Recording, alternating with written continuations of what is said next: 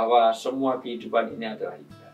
Nah, hijrah itu yang paling penting, bukan sekedar atribut, tetapi juga harus attitude. Artinya hijrah bukan sekedar surahnya. Nah, surah itu hanya kan banyak kan komunitas hijrah, tapi hanya karena pakaiannya, bukan begitu. Tetapi juga perilaku, tetapi juga hatinya. Jauh lebih penting adalah bagaimana kita berhijrah. Tolong disiapkan, orang yang berhijrah itu paling tidak ada 8 nanti. Akan 8 yang disediakan Allah, fadilahnya surat At-Taubah ayat 20-21.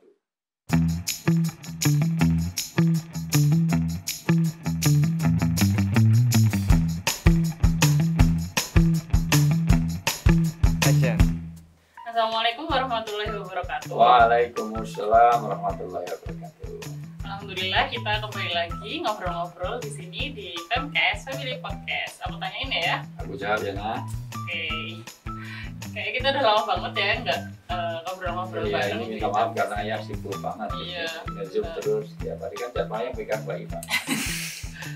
Iya, Iya sekali sih. 4-5 kali masalah. Biasanya sih biar banyak yang masuk. Oh iya, saya yang kerja, saya yang walk, kamu yang shop ya. Bener. Oke, karena kita udah lama banget, mungkin kita refresh kembali ya. Kita di sini akan bahas pertanyaan-pertanyaan dari teman-teman yang udah dikirimin lewat DM di IG ayah @ustadzujanto.official dan di IG @nasehatui. Dan mohon maaf karena terlalu banyak yang masuk dan beragam sekali. Kadang-kadang kita memang klasifikasinya agak ini. Jadi ya mana yang bisa terjawab dulu aja. Dan semoga ini juga bisa menjadi selain menjawab pertanyaan teman-teman juga menjadi pembelajaran bagi yang lain. Amin, amin. Kali ini kita mau bahas temanya tentang tahun baru Hijriah. Iya. Apa sih ya makna tahun baru Hijriah itu? Pertama, di dalam penanggalan Islam memang dipakai tahun barunya Hijriah. Dulu awal pertama Hijrah ini bukan jadikan awal tahun baru karena itu hasil musyawarah. Pertama, para sahabat usul bagaimana kalau penanggalan itu dimulai dari kelahiran Rasulullah. Tidak disetujui oleh semua sahabat dan Rasulullah sendiri. Kemudian bagaimana kalau penanggalan baru juga awali dari bagaimana Rasulullah pertama kali turun ayat. Semuanya tidak setujui, ada hikmahnya. Karena jangan sampai terjebak kepada kultus individu. Jadi jangan sampai banyak orang beragama terjebak kepada pembawa ajarannya. Taruhlah misalnya, kenapa kok orang menyebut sebagai agama Buddha? Karena dia mengikuti si Buddha Gautama. Bahkan Kristen sendiri itu bukan nama agama. Karena dia pengikut Kristus maka disebut Kristen. Nah, Islam kan bukan Muhammadanism. Islam bukan Muhammadiyah. Makanya sepakat akhirnya yang disetujui adalah penanggalan dimulai dari hijrahnya Rasulullah dan para sahabat, sehingga terbebas dari kultus individu, supaya kita tidak terjebak kepada nama pembawa ajaran atau nabi kita. Ada Muhammadiyah, tetapi Muhammadiyah kan bukan nama agama kita, itu organisasi di Indonesia. Jadi dari sisi ini maka walaupun ada Muhammadiyah, ini organisasi keagamaan di Indonesia, kita ini kalau sholat saja, Mbak Iva tahu kan, orang sholat itu imamnya tidak menghadap kita, karena supaya tidak dikutuskan, sama-sama menghadap Allah. Jadi Rasulullah ngimami bukan Rasulullah menghadap kita. Itu dulu yang dimaui Fir'aun. Kamu silahkan beribadah kepada Tuhanmu, tapi simbolnya Fir'aun, seolah-olah dia akan jadi Tuhannya gitu. Jadi itu hikmahnya. Dan hikmah yang lain, penanggalan pakai Hijriah ini membuat dinamika di dalam kita melaksanakan ibadah. Karena misalnya puasa itu pakai bulan Ramadan, pakai Komariah. Kalau pakai Samsiah nanti monoton. Misalnya puasa tiap bulan Agustus, nanti di Indonesia Agustus panas terus. Masa puasanya panas terus, maka kita pernah puasa di musim dingin, pernah di musim hujan, musim kemarau, apalagi kalau di 4 musim. Nanti akan merasakan haji ya, untuk tahun-tahun ini masih panas terus, sampai 4-5 tahun nanti masih panas terus gitu. Tapi pernah ayah haji dinginnya Masya Allah luar biasa, pernah panasnya Masya Allah luar biasa, pernah sampai 54 derajat, sampai ayah di Mina itu masukkan ke kulkas terus kepalanya ya, saking panasnya di Mina gitu. Padahal kita di haji yang khusus, apalagi yang haji yang reguler itu. Nah, ini ada dinamikanya. Nah, demikian juga hijrah. Maka tahun baru Islam itu pakai hijriah karena memang itu berawal dari hijrahnya Rasulullah dan para sahabat ke Yasrib. Waktu itu Madinah masih disebut dengan Yasrib. Ini pertama. Nah, hijrah itu punya makna yang luar biasa terhadap keberagamaan karena asas kehidupan itu adalah gerak. Hijrah itu artinya berpaling.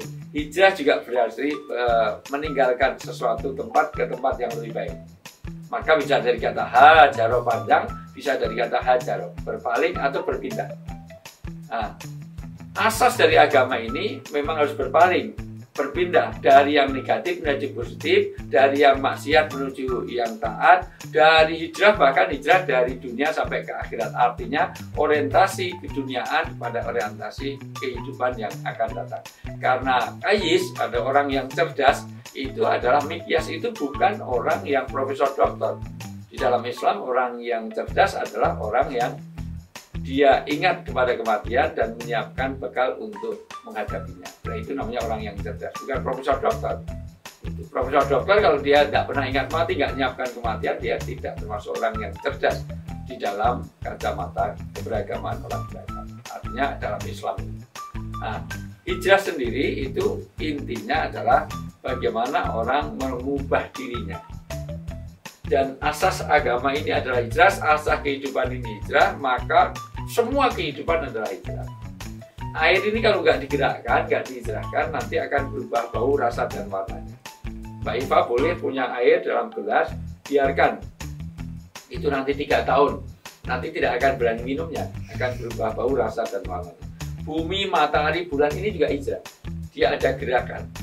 Bahkan asas kehidupan adalah hijrah. Kalau orang sudah hamil 8 bulan kok diem terus, nggak ada gerakan di dalam perut, berarti itu tanda lahir kematian.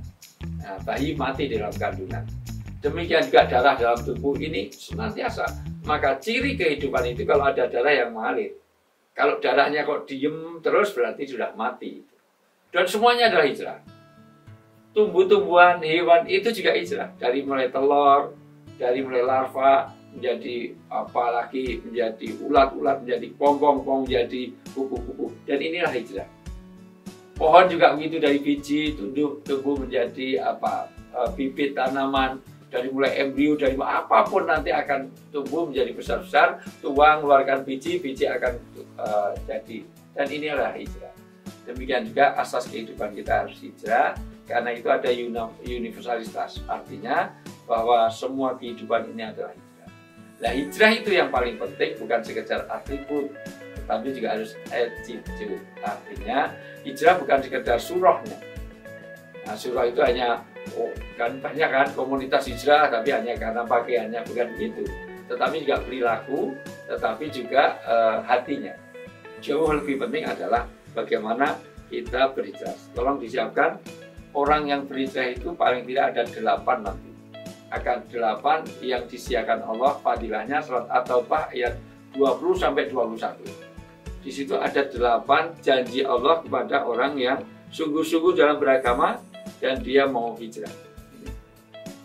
Orang-orang yang beriman dan berhijrah serta berjihad di jalan Allah dengan harta dan jiwa mereka adalah lebih tinggi derajatnya di sisi Allah. Mereka itulah orang-orang yang memperoleh kemenangan. 1. Orang yang beriman, orang yang bersungguh-sungguh, dia mau dengan hartanya dan jiwanya, mau hijrah, mau sungguh-sungguh untuk beragama. Pertama, dia akan jadi a'dhamu darajah, dia ditinggikan derajatnya. Kedua, dia akan jadi faizun, menang dalam semua hal itu, menang. Orang menang itu kan suatu kepuasan, orang menang itu sesuatu. Hidup itu bisa selesai masalah kalau selalu jadi pemenang. Akulah juaranya. Ada lagunya itu, akulah juaranya, ya gitu semuanya, ya gitu. Akulah sang juara, ya itu. Ya, akulah yang jadi juaranya itu, ya. Ya, ya. Kenapa? Saya sore males, guys. Walaupun males, tapi kan yang penting materinya, ya gitu. Terus? Tuhan menggembirakan mereka dengan memberikan rahmat. Menggembirakan, orang dalam kegembiraan. Itu pertanda bahwa dia di dalam ini sekarang semua pesannya adalah jaga kesehatan, jangan lupa bahagia, jangan lupa gembira. dan itu menjadi kehidupan kita. Bahkan tidak hanya digembirakan, diberi rahmat. Rahmat akan diberikan kepada kita. Terus keridhaan dan surga. Dapat keridhaan, dapat surga. Apapun serba diridhai oleh Allah, karena Allah maksudi waridoka matlubi. Hidup ini yang penting Allah itu suka, Allah itu ridho, dan tujuannya hanya untuk Allah. Dia dapat keridhaan, dia dapat rahmat, dia dimenangkan, terus mereka memperoleh kesenangan yang kekal di dalamnya. Kesenangannya kekal, bukan kayak piknik. Piknik itu senang tapi cuma sehari 2 hari pulang terus sedih karena habis uang makannya. Kalau ini kekal, kesenangan yang kekal. Itu siapa? Orang yang berhijrah. Terus mereka kekal di dalamnya selama-lamanya. Ya. Sungguh di sisi Allah terdapat pahala yang besar. Bahkan kekekalan ditambah, di situ ada pahala, ada reward yang luar biasa. Dan besar menurut Allah tidak bisa terukur. Karena besar menurut kita itu, besar menurut SD beda dengan SMP. Anak SD kasih uang 10.000 aja besar, bagi anak SMP biasa. Mohon maaf, anak SMP kasih uang 1 juta, wah senang banget. Anak mahasiswa 1 juta aja, Masya Allah. Apa 1 juta? Nggak bisa untuk beli sana beli situ. Nah, demikian juga nanti untuk orang yang berpenghasilan besar, orang yang kaya, maka di sisi Allah besar. Besar di situ yang menyebutkan Allah, berarti tidak terukur. Begitulah kemuliaan. Inilah hebatnya hijrah. Maka tahun baru Hijriah harus jadi momen bagaimana kita berhijrah, bersungguh-sungguh menjalankan agama untuk merubah diri. Dalam bahasa agama namanya at-taghyir, yaitu membuat satu perubahan. Bahkan kita harus move up. Dalam bahasa agama namanya intibah. Intibah itu adalah move up. Dia mau bangkit. Tidak ada kata terlambat untuk menjadi orang baik. Dalam kondisi apapun kita harus menuju kepada kebaikan dan tidak ada kata terlambat. Untuk menjadi lebih baik tidak ada kata terlambat. Ya. Jadi makna tahun baru Hijriah mungkin jadi pengingat untuk menjadi lebih baik lagi. Tapi ya. juga nggak harus selalu di tahun baru Hijriah aja. Iya, dan itu semuanya. Bahkan justru kalau kita sudah ingat pada hijrahnya juga sebetulnya kita tidak harus dengan pesta-pesta. Kenapa? Karena justru orang yang cerdas itu kalau mengingat bahwa tahun baru itu bukan nambah usia. Jadi panjang umur itu enggak, dia justru mengurangi. Jadi konsep tentang panjang umur, ulang tahun itu konsep yang salah karena tahun tidak berulang. Tidak ada waktu itu yang berulang, itu tidak ada. Waktu itu linear, dia akan dari kandungan ke dunia sampai ke akhirat. Maka seharusnya malam tahun baru Hijriah itu harus hanya pemaknaan untuk menyiapkan diri untuk wal tangdur nafsu ma qaddamat ligot. Di dalam surat Al-Hasyr ayat 18-19, jangan supaya kita orang beriman itu senantiasa bertakwa dan menyiapkan sesuatu yang akan datang, future oriented. Jadi harus well planned. Justru apa yang akan datang utamanya jelas di akhirat. Nah, jadi tahun baru itu kalau dia mengatakan selamat ulang tahun baru itu salah. Gitu. Makanya selamat ulang tahun baru nggak ada, selamat ulang tahun itu nggak ada, tahun kok berulang. Justru itu sebetulnya kalau Rasulullah ketika dilihat usia bertambah malah Ummu Salamah dinasihati Rasulullah, bahkan mudah-mudahan kamu terhindar oleh api neraka. Tapi kalau ada ulang tahun jangan kau lakukan itu, nanti dipukuli banyak orang. Ada selamat ulang tahun yang lain, kamu mudah-mudahan kamu tidak tersentuh api neraka. Padahal Rasulullah pernah mendoakan ketika ada orang, Ummu Salamah mengatakan apa, umurnya itu mohon maaf bertambah usianya itu, tapi kan itu jatah usia, jatah umurnya sudah berkurang. Maka mudah-mudahan Allah ma'ajirna minan nar. Ya, mudah-mudahan kamu tidak akan tersentuh api neraka.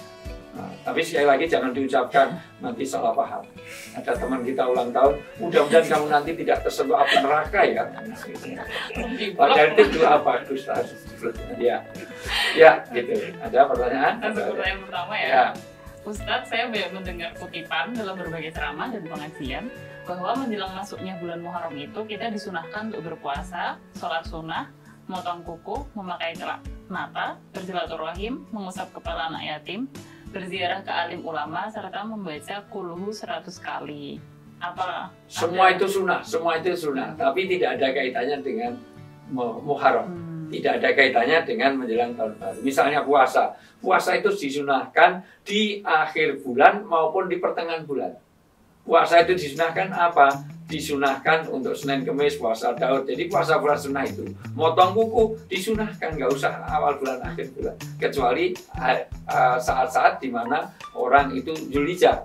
Itu sunnah itu malah justru jangan dipotong.